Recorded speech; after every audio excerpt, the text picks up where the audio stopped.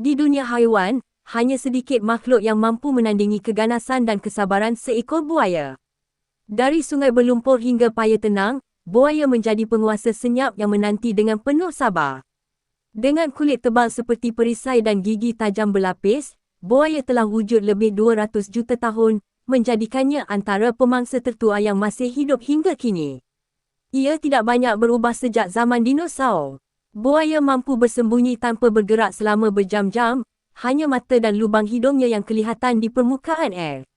Mangsa yang tidak berhati-hati, sama ada ikan, rusa, atau bahkan manusia, akan disambar pantas dalam sekelip mata. Kekuatan rahang buaya luar biasa. Sekali menggigit, mangsa hampir mustahil melepaskan diri. Ia akan memutarkan tubuhnya dalam serangan, death roll, mematahkan tulang dan mengoyakkan daging mangsa dengan kekuatan luar biasa. Namun di sebalik keganasan itu, buaya juga makhluk yang menjaga keturunan. Ibu buaya akan melindungi telur dan anaknya daripada bahaya, bukti bahawa dalam diri sang pemangsa, masih ada naluri kasih yang kuat.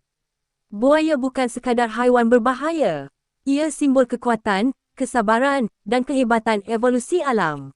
Di setiap sungai dan paya yang sunyi, kehadirannya menjadi peringatan bahawa alam semula jadi sentiasa punya sisi yang menggerunkan dan menakjubkan.